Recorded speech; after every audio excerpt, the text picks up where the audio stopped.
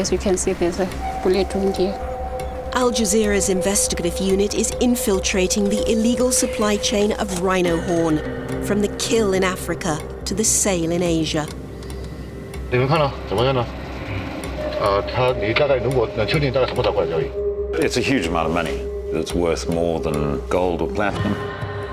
Rhino horn is now one of the most profitable commodities on the international black market, driving the slaughter of an endangered species.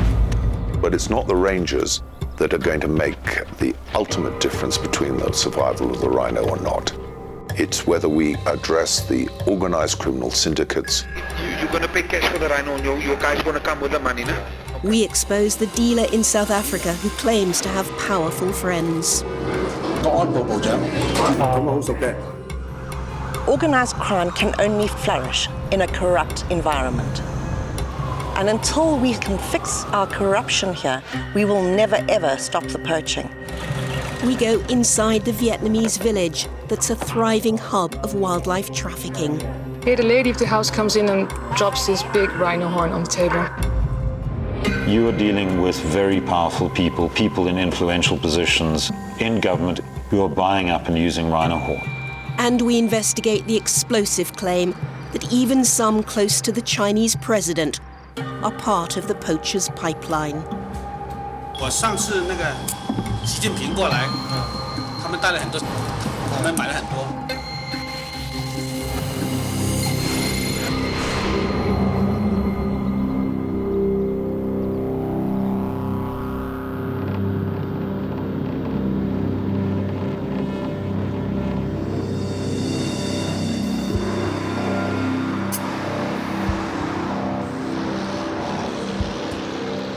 In the heart of Johannesburg is the Chinatown area.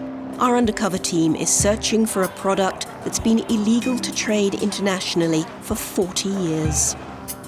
那像那个犀牛角的话，如果我想买一个，到哪里去买？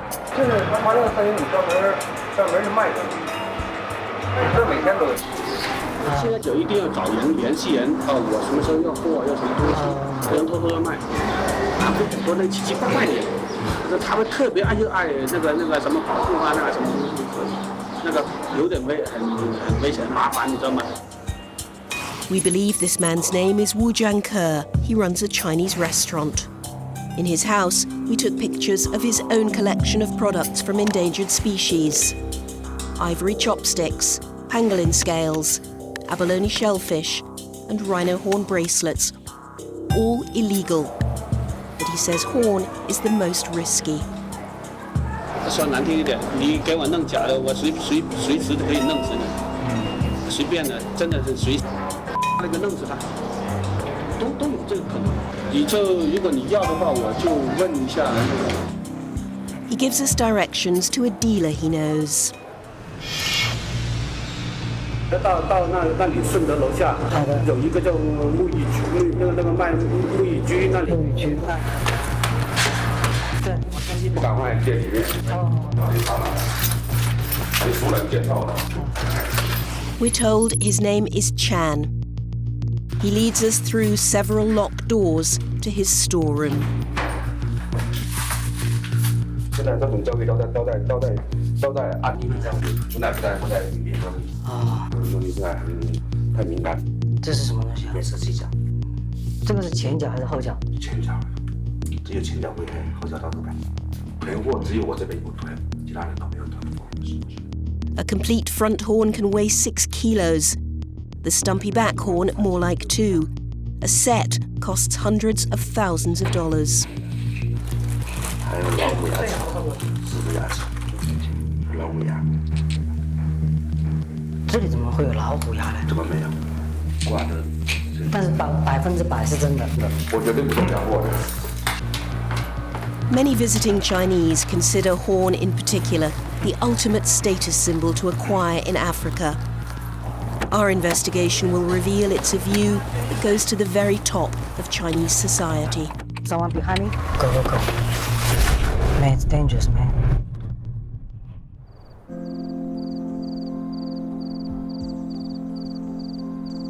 A full moon in South Africa's most famous national park.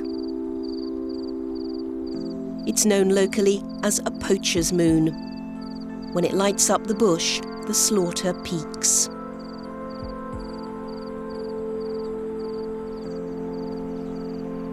This is 20,000 square kilometres of park, with about 400 rangers to protect its most vulnerable species.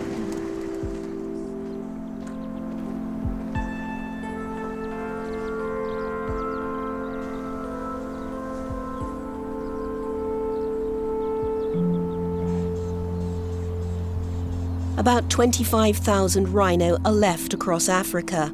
6,000 have been killed in the last decade. The biggest single population, about 9,000, is in the Kruger.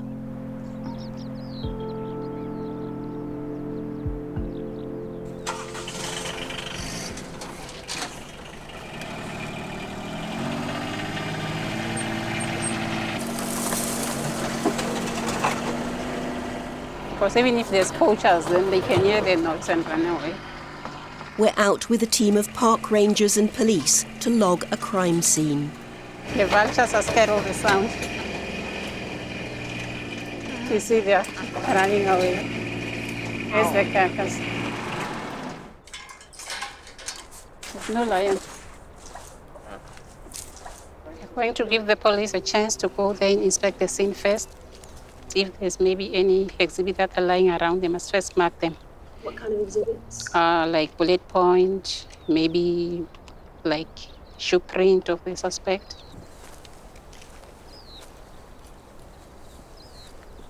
This carcass was spotted by rangers days ago, but with 2 or 3 kills a night, they've only come to inspect it now. He has found something, a spent cartridge. There's a gaping hole in the head where poachers hacked out the horns.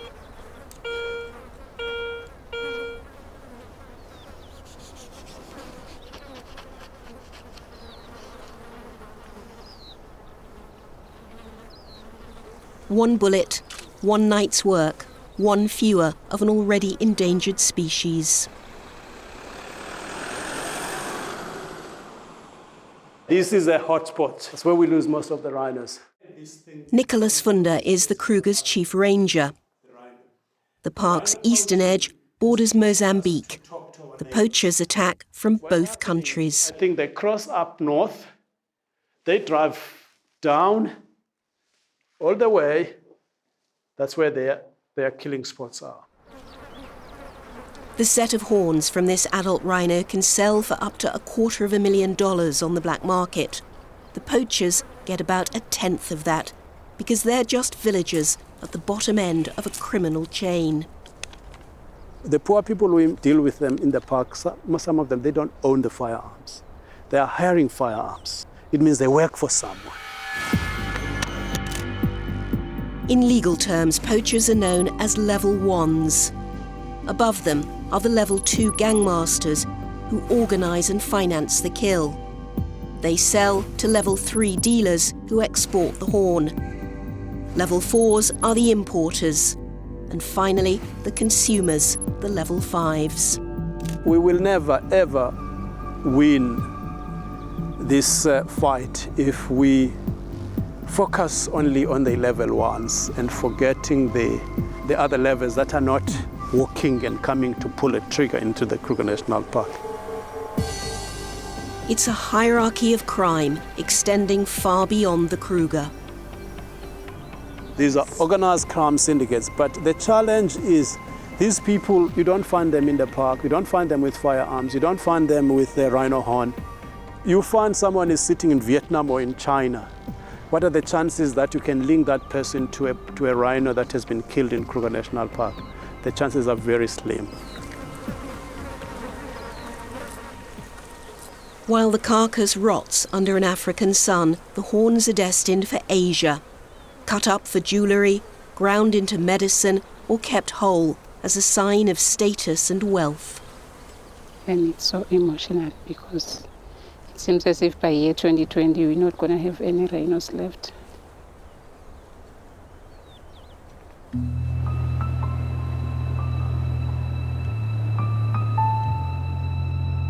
On the edge of the Kruger is the city of Nelspruit.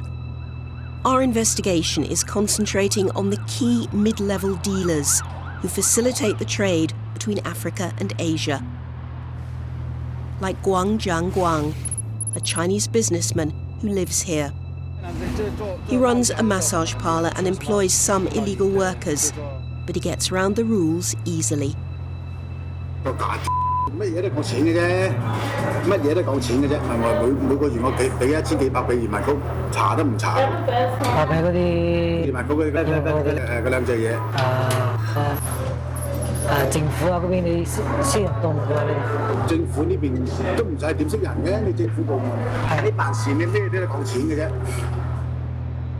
We've been told he buys horn from fresh kills.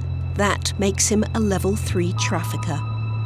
而家犀牛角好多人就攞嚟做雕刻，成個犀牛角咩花咩咁啊擺喺屋企送起係啊，或者送起，即係自己即係點講有錢人冇地方花錢咁咪擺喺度。係係咪買嗰啲容易咧？做嗰啲嘢咧，我幫你玩，但係咧你千祈唔好嗰啲客人啊咩過嚟我有個犀牛角，你太難呢樣個樣啊嘛，嗰邊交錢嗰邊交貨，差館即刻過嚟㗎啦。 繳咗你個貨筆就講，仲要拎你100幾廿萬嘅。喺深圳，呢度應該會好靚嗰啲就有，好靚嗰啲就有。靚嗰啲咪濕咯，你要曬乾咯，掉清掉得好犀利㗎。啊！做排有個黑位，有支咁長嘅過嚟。係前面嗰隻紅前面嘅隻，後面嗰隻經常咁短嘅啫，前面嗰隻咁長。 现在有没有那个西叫做前脚？多少钱Guan leaves a message for one of his contacts and says he'll get back to us with an answer.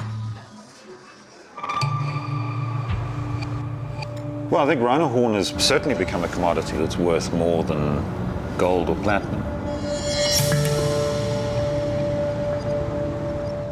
You are dealing with networks that span the globe. Julian Radomai is an author and analyst who's exposed numerous wildlife trafficking rings in South Africa and Asia. These are very, very sophisticated business operations whose sole purpose is to obtain a product, get that product to market, and they're utterly ruthless at doing it. He's been tracking events at a game reserve west of Pretoria. It's one of many privately owned farms which keep rhino. The owner is a Vietnamese tycoon who was arrested in South Africa, convicted of rhino horn smuggling, and ordered to be deported. I do find it a bit odd that someone with a conviction for rhino horn smuggling, that someone like that would be able to obtain permits to keep rhinos on a farm. Julian's suspicion is that the reserve Voi Game Lodge may be stocking rhino to be killed for their horn. One of the regular visitors to Voi was a Vietnamese man who was arrested in a police raid at his home in the capital, Pretoria. They found close to a dozen rhino horns. Some of them were buried in the back garden. A number of them were from fresh kills. The bases of the horns were still damp, still wet. And they also found a vehicle that was parked in the garage that had a specially made secret compartment in it for transporting rhino horn. Someone in the house was busy cutting up a rhino horn because a rhino horn was found stuck in a bandsaw in the garage. We've discovered that just hours before the police raid, the house was visited by one of the Vietnamese who runs Voi Farm. His name is Van Tan Chu, and he calls himself Beckham. We've spoken to people who know Beckham and his Vietnamese colleagues and suspect them of involvement in poaching. One source can't be identified for his own safety, so his words are read by an actor. The Vietnamese guys would drive around other private farms with rhino and take photos. One night, they went out in their truck and came back in the early hours. Their clothes were blood-stained and there was blood in the truck. They changed and ordered staff to wash the vehicle. You couldn't see what was inside it. Then they drove to Johannesburg, to a Vietnamese restaurant. There were several late-night journeys like this. Beckham has reported several incidents of rhino killed on his own farm. The last time was shortly after our visit. The poachers killed one rhino outright. One died later. They hacked the horns off the third one while it was still alive. The poachers seemed to have plenty of time. There were no staff on the farm. Beckham had taken them all out for the night. There are also tigers at Voi. Beckham has shot one, but the farm claims many others have died from natural causes. At the back of the farm, there's a building with gas burners and big pots. They cook the bones to get the gel and make what's called tiger cake. They find people to carry it back to Vietnam. Sometimes they just post it back. 12 new tigers have just been delivered. Exporting tiger cake is illegal, but in Asia it's valued as a medicine and a status symbol, just like rhino horn.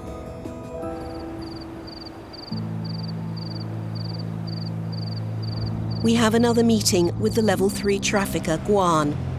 This time he gives more detail on how he stays in business despite his criminal past.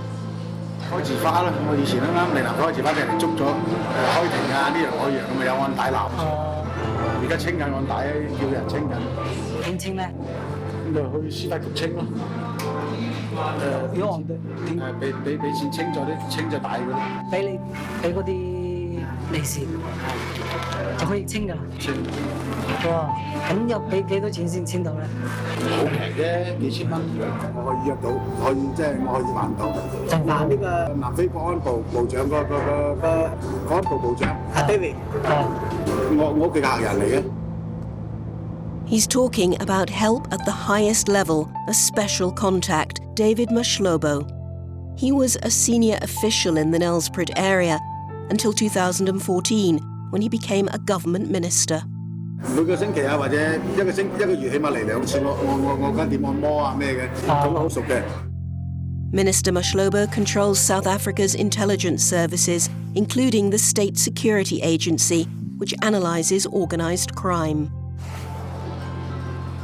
Guan shows photos to prove their relationship. 呢個國安部部長，南非國安部部長。個大佬嚟㗎。嚇？係一個大佬，呢個都係。就係全部都係佢。全部都係佢，我哋客人咧，以前嘅住響呢個 play 嘅。呢個女仔係邊個？我啲美甲師。今日嘅個朋友咧，你介紹俾嗰個安全部部長啊嘛。佢都冇咩做咩生意咧？佢老婆做啫，佢唔會做生意。佢老婆要有咩大嘅項目啊？佢老婆出面啦，佢就唔會出面。即係好多南非好多高官就係咁啊，老婆做生意，老公做高官。有咩就食佢關係，我老公係邊個做官嘅咧，永遠唔會做生意嘅。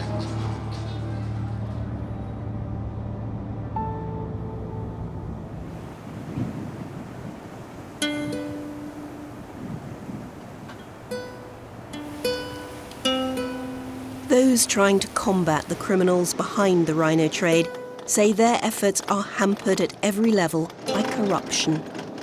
There's huge profits to be made. They are able to buy their way at political levels, into police, into customs.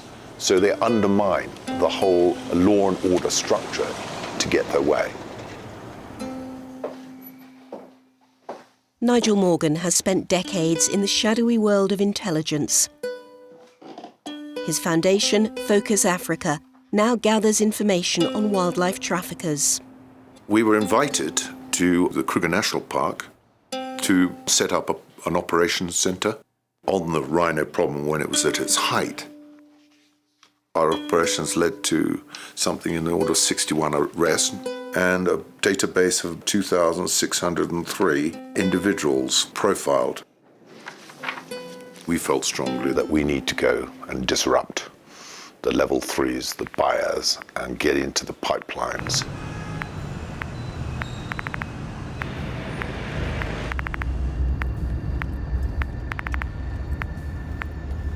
2 years ago, his intelligence team closed in on a suspected buyer, a Chinese national known as Eric. We've seen confidential police documents confirming his identity as Ma Shupeng. He was operating out of a warehouse near OR Tambo, which is the international airport in Johannesburg. So he's a professional trader in endangered species. Working with the police and the Kruger Park, they set up a sting operation, offering Ma a genuine rhino horn. No, you're going to pay cash for the rhino. Your guy's going to come with the money now. An intelligence analyst involved in the deal described what happened. This deal was set up to happen at Emperor's Palace Casino Complex. There's hotels, there's gaming. The agent booked 2 rooms. One room would be where they would do the deal, and a second room right next door would be where the task force would be waiting. The task team arrested both individuals in the first bedroom, and police members that were situated on the gambling floor also arrested the third individual. So 3 people arrested, having taken possession of horn and having paid for it. It sounds like it should have been a slam dunk conviction. Indeed, it should have been. But the police documents show that didn't happen. One man was fined, the other 2, including Ma, walked away unpunished.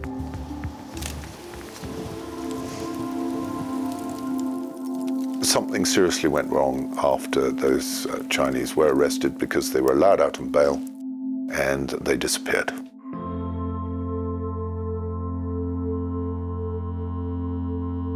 It could, of course, be a coincidence, but I think these arrests took place on the 22nd of May, and the 3rd of June we received a letter terminating us. Their contract with the Kruger was cancelled without explanation, but Nigel Morgan suspects why. There was concern that because we were funded by American money, we were somehow a threat to national security. Who had said that?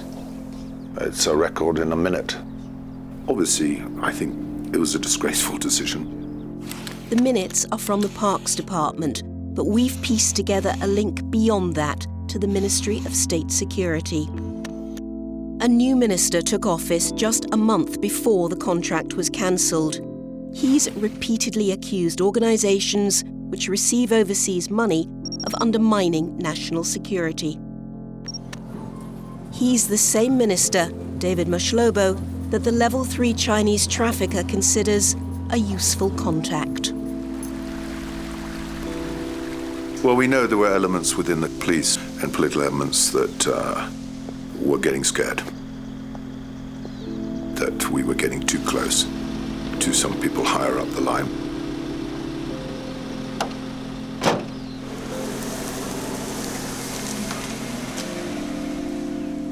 David Mashlobo's spokesman told us the minister wasn't involved in the affairs of the Kruger National Park. He denied receiving services from Guan, going to his house, or any relationship with him. And he said his wife didn't do business on his behalf. In part 2, we dig deeper into the political and diplomatic connections that perpetuate the trade, including the astonishing claim that horn and ivory was smuggled out of Africa by some of those close to the Chinese president. 我上次那个习近平过来，他们带了很多，他们买了很多。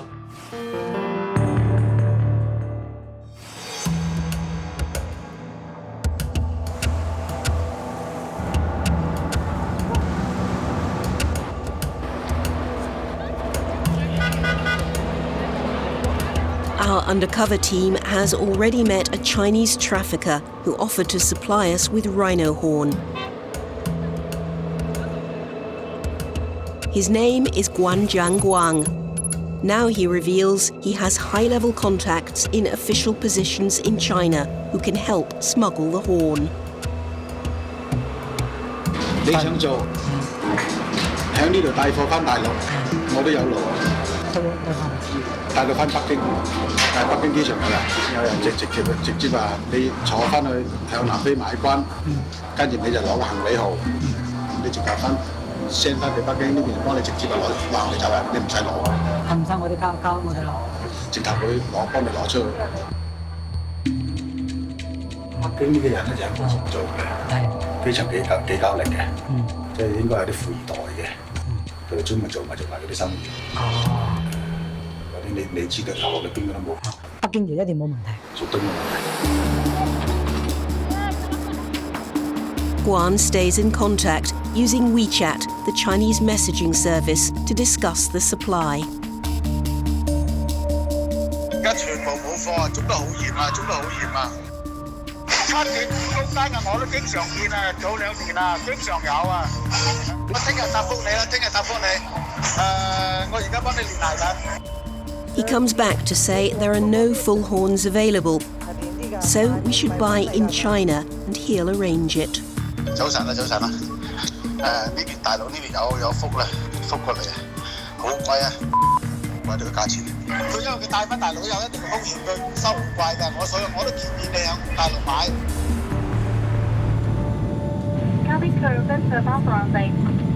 So we contact Guan's man in China. He's in the southern province of Fujian. In the criminal supply chain, the dealers selling imported horn are known as level 4s. The seller here calls himself Yang. Before we met, he sent us these pictures of a back horn for sale. 有没有看过那个图片了没？样子上面我看图片看上是没有什么问题。对啊，你们关键的就是今天要看的主要是看那个真假问题是？对，看看东西啊，叫真假啊。价格方面没问题吧？价格就是关主那边讲是十几万吧。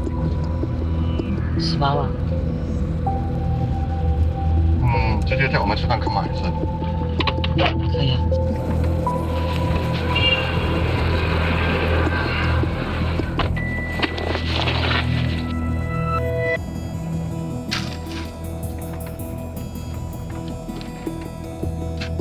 The asking price on the day, $60,000.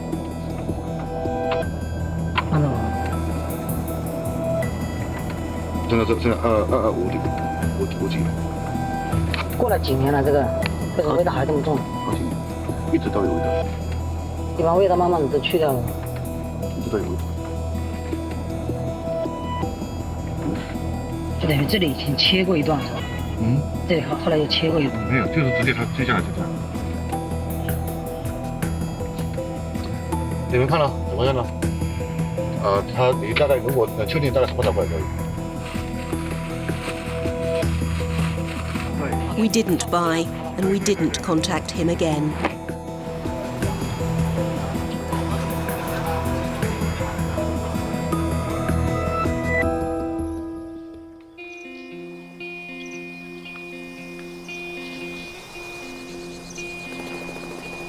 See, he's got the dart there.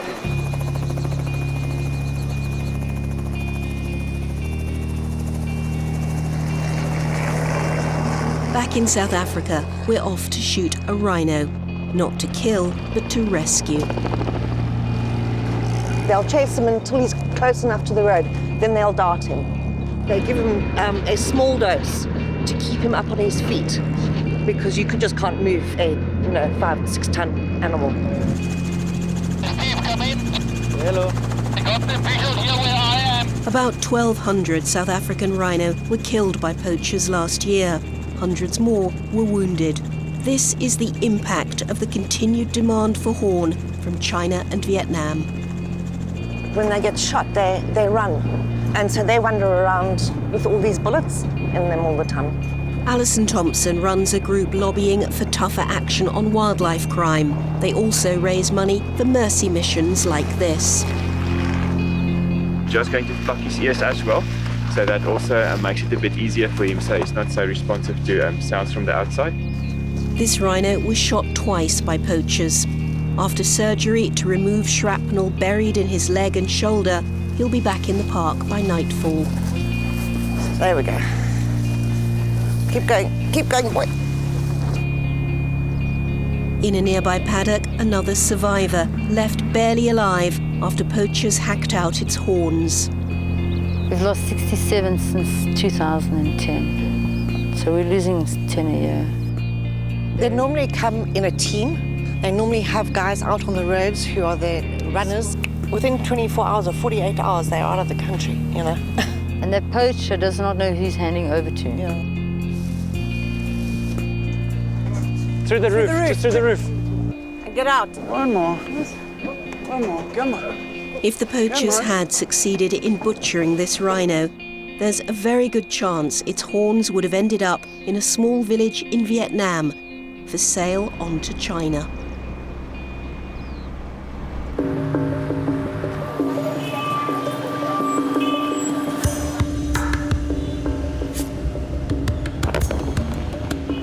The nickname, the Vietnamese nickname of the owner of this house is Uncle Rhino.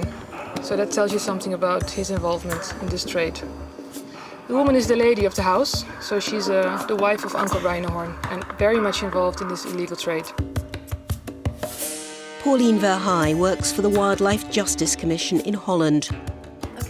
They've created a powerful dossier indicating the Vietnamese government is directly complicit in perpetuating the trade. They filmed secretly in a Vietnamese village and shared this footage exclusively with Al Jazeera. And initially she brings in a bag of some ivory products. The Chinese buyer is examining it.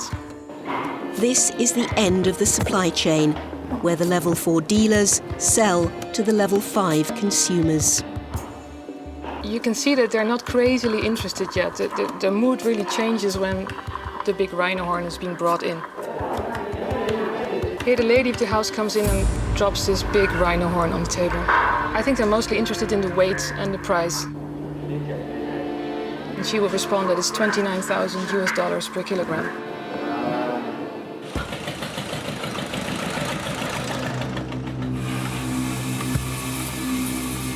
For centuries, Ny Cur village was famous for wood carving.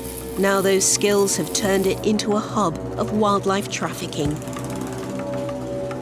We found several shop signs there which says ivory, rhino horn, tiger, and very clearly advertising these items for sale. A place like this cannot exist without local authorities being in the know and facilitating it. The inner part, you can use the cup. See this one. A year ago, the Dutch team handed their confidential dossier on over 50 local dealers to the Vietnamese government. They hoped the authorities would close down the criminal networks operating only 20 miles from the capital, Hanoi. But the business simply went underground. The open trade has disappeared, so you won't see shops openly selling ivory and other illegal wildlife products anymore, but they are still selling, because we still track these people on social media. So, I'll just open my WeChat app here and go to the account of one of the key sellers in the village. All her advertisements show the weight or the size of the products. The whole rhino horn on a scale, or a rhino horn tip, I should say, but to think of that, that's one rhino dead. The sellers use WeChat to reach China, their major market. But buyers still flock to the village to shop direct. As you see, we're now turning from that shop area into a side room where our interpreter pulls out a huge ivory tusk from under a bed. I think it's important to realize that these people are here completely risk-free, the Chinese buyers. So they come in, they choose what they want, and at an extra delivery fee, it will be delivered to them at their doorstep in China. And have you seen how it actually gets across the border from Vietnam into China? Yeah. Can you show me that? Footage with one of the people that do the smuggling across the river. The traffickers use another village near Kalong River, which is the border with China. Then it's a short hop across.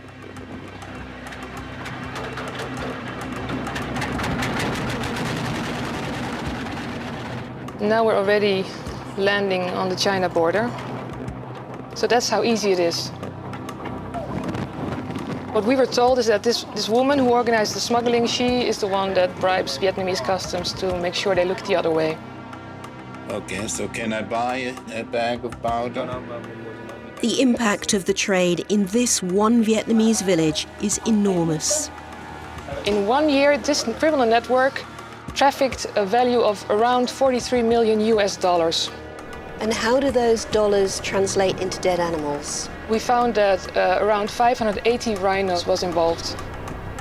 Almost half the amount of rhinos poached in South Africa every year.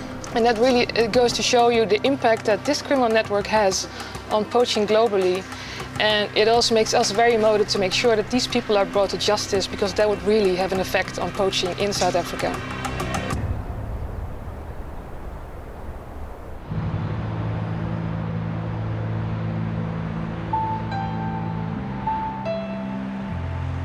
The Wildlife Justice Commission is making one final effort to force the Vietnamese government to take action on their evidence.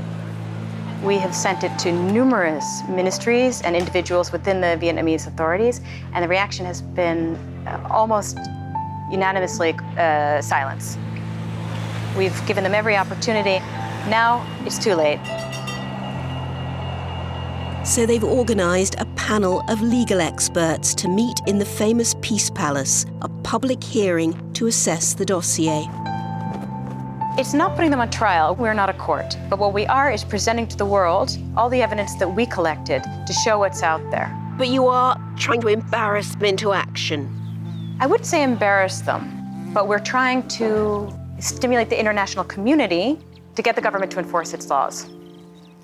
The people that are buying rhino horn in Vietnam are some of its top CEOs, some of its most senior politicians, people who are government ministers. For them, this is the ultimate status symbol. It's something you can display. It's something you can give as gifts to buy influence. Here we go, avoid game lodge rules. Enter this predator camp at your own risk. We've found those same kind of high-powered connections to Voi Game Lodge. There he is, going very slowly. Where? He just went behind that second clump of trees. Got it. This is the private reserve, which Julian Rademeyer suspects is trafficking rhino horn and tiger bones. Voi is owned by a Vietnamese tycoon, Michael Chu, convicted of possessing rhino horn. It's run by Van Tan Chu, known as Beckham, suspected of complicity in poaching. Visited by a dealer caught in a raid with over $1 million worth of horn. And there's a fourth link to the Vietnamese embassy in South Africa. One of their former cars was found in the police raid, and embassy staff have spent time at Voi. There are also figures including someone who appears to be a military official who has ties to the embassy. That's a photograph that was taken of him with a hunting rifle posing at the farm. We've identified him as Win Xuan Hung, who served 2 years at the embassy. He's also shown in functions at the Vietnamese ambassador's house. The Vietnamese embassy in Pretoria has previously been implicated where shipments of rhino horn are suspected to have been smuggled out using the embassy's diplomatic bag. So it certainly raises a red flag about the knowledge of the Vietnamese embassy. There's also a picture which was quickly taken down from the internet, but obtained exclusively by Al Jazeera. It shows the ambassador himself, Lê Huy Hoang, at Voi Game Lodge. The Vietnamese embassy told us they work to raise awareness of wildlife conservation and the law. They didn't respond to the specific allegations about their connection to Voi Game Lodge. Other embassies have also been linked directly to smuggling horn. They were violent, they were aggressive, they threw stones at my car. So you don't want to comment at all? That's what happened when Julian Rademeyer tried to confront the North Korean embassy in South Africa about his latest report. Their diplomats have been caught in the act. A North Korean diplomat and a taekwondo master were arrested in Mozambique and found in possession of rhino horn, over $100,000 in cash, and had no explanation of how they'd ended up with the rhino horns. Neither man was ever prosecuted. It was one of almost 30 examples he found of embassies across Africa abusing diplomatic privilege to smuggle horn and ivory. Almost every case involved either North Korea, Vietnam, or China. I think it's an area of grave concern. In most cases, police who've tried to investigate those cases have been told to back off. In none of those cases did anyone serve jail time. They were all let go. It is essentially the perfect crime. Government officials in Africa are unlikely to allow police officials to search the bags of Chinese diplomats or Vietnamese diplomats simply because of the economic and political hold that China has over so many African countries. China is South Africa's biggest trading partner. That relationship was on show in December 2015. The presidents of both countries met for a forum on cooperation, which ended with a gala. It's a visit which has produced the biggest revelation of our undercover operation. 大帮哇，好隆重，好大帮，还有那个表演那种，然后再招待那个吃的嘛。现在那个大使馆邀请大帮。 Wu is the restaurant manager we met in Pretoria, who introduced us to a dealer selling horn and ivory. He says he acted as a tour guide for the visiting Chinese delegation. 做菜接待，对，有时候是怎么样做菜吃啊，或者是反正什么都安排一下，哪里有休息的，哪里购物啊，那都带一下嘛。这个。 新的我都那个晋升的，那都在我们那里。哦，就是那个习近平的贴身保卫了。都有，然后他们就哎呀，反正维持治安呐，或者是反正外面总得有人拉个欢迎，都得安排好。And he claims some of the president's people wanted illegal souvenirs. 他们当时过来的时候，习近平他们那个代表团买了很多，买很多对吧？买很多。但是那边代表团买的话，他去哪里买的呢？我那时候他们来的时间比较长，所以我就很多就是把它象牙，他们有的小饰品，那个西洋酒也有，但是不是他们买不多，那个象牙他们买的最多。那个印章买了很多啊，筷子啊。 那个笔筒啊，小挂件呐，很多那个手链呐。To confirm his involvement with the delegation, we tracked down other people who'd been there at the time. 但是有跟小伙子是在认识，在一起上班。 This man was one of several cooks we spoke to who catered for the China-Africa summit. We met him in China. He wasn't involved in anything illegal, so we're protecting his identity. 200多个人啊，他是又是那个演出的啊，保安啊，还有电视台的呀，还有那些政府官员来的很少。这上面有国家的记录嘛。小五认识的人多。小五他关系不一样。 那代表团当时买了很多犀牛角了，那是买脱销了吧？犀牛角我这个我不清楚啊。反正我知道，老二他不是来看这么多中国人，是肯定赚钱，他不去，不知道他去哪里去搞的那个象牙筷子啊，那些吊坠啊，卖了2天。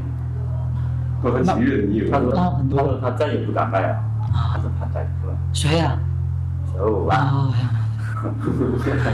他说好危险啊。 Strengthening the allegation is the fact that Chinese presidential delegations have been accused of exactly the same thing before. On separate visits to Tanzania by Xi Jinping and his predecessor, local traders say their entourages went on ivory spending sprees. How many kilos? Many kilos. Like hundreds or thousands? 100? No, many kilos. Thousand kilos. Then and now, travelling with the president apparently meant it was easy to smuggle the goods home. 他说他回北京，他是怎么回去？他说怎么拿回去？除非你非常，我们说广东话说非常黑仔，除非是非常运气差。他一般都是不会弄什么打包，你就拿个机票托运，他就马上给你带上飞机去了，就随身包他也没什么检查。然后呢，他就带回到北京，下了飞机。他会让你拿出来，你会自己去拿出来，让你拿出来那个行李，然后你就把它拿出来放在手包里，然后就进去，一点问题都没有。We asked the Chinese government numerous times if they wanted to respond to our revelations. We heard nothing back. Both China and Vietnam are signatories to the global ban on selling horn and ivory. But as our investigation has shown, their politicians, diplomats and delegates may sign one thing in public and buy another in private.